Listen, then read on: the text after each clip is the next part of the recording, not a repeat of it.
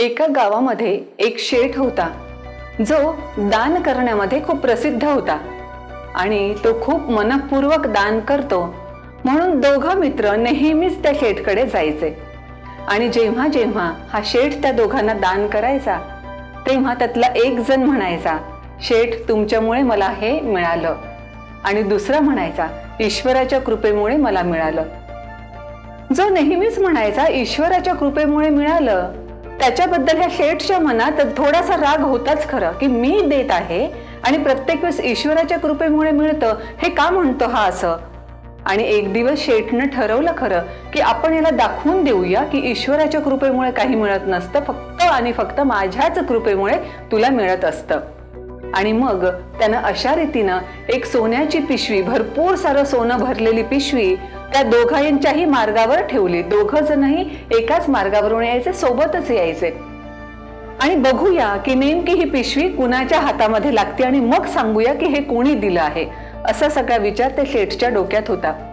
हे दोघंही जण जेव्हा त्या रस्त्यावरून निघाले तेव्हा खरं तर सगळ्यात अगोदर हा पहिला मनुष्य पुढे होता जो नेहमीच शेठजीचे आभार मानायचा।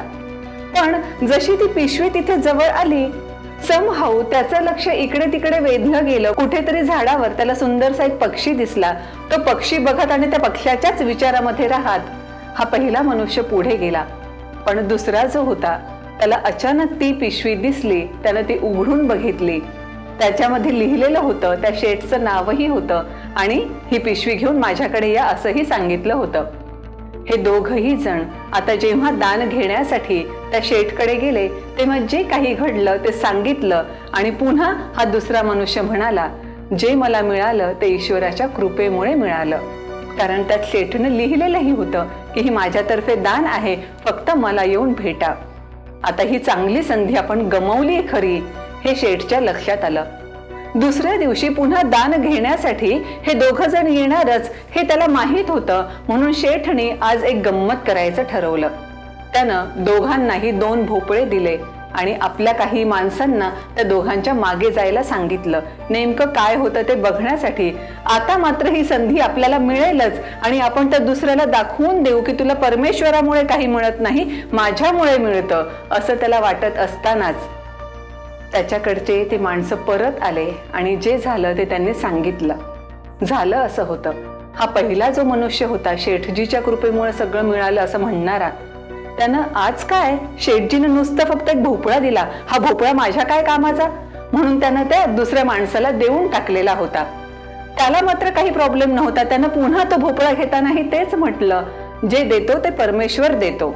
आणि दोन्ही भोपळे जेव्हा तो घरी घेऊन गेला, पत्नीला भोपळ्याच्या भाजीसाठी भोपळा चिरायला सांगितला तेव्हा तिनं या पहिल्या माणसाचा भोपळा अगोदर चिरला आणि लक्षात असं आलं की त्यात तर चांदीची एवढी मोठी नाणी आहेत। शेठने मुद्दाम ही गंमत करण्यासाठीच त्या भोपळ्यामध्ये चीर देऊन सगळी नाणी भरली होती, जेणेकरून त्याला सांगता येणार होतं की बघ माझ्यामुळे त्या पहिल्या मनुष्याला चांदीची नाणी असणारी भोपळा मिळाला, तर तुला मात्र साधा भोपळा मिळाला। पण झालं उलटच होतं। म्हणूनच तर जे म्हटलं जातं ना की जे होतं ते परमेश्वराच्या इच्छेनं होतं। बऱ्याच प्रसंगी या तत्वावर आपण विश्वास ठेवायला हवाच बरं का। बऱ्याच प्रसंगी का सर्वच प्रसंगी हा विचार तुम्ही करायचा आणि खाली लिहून मला सांगायचंय। थँक्यू।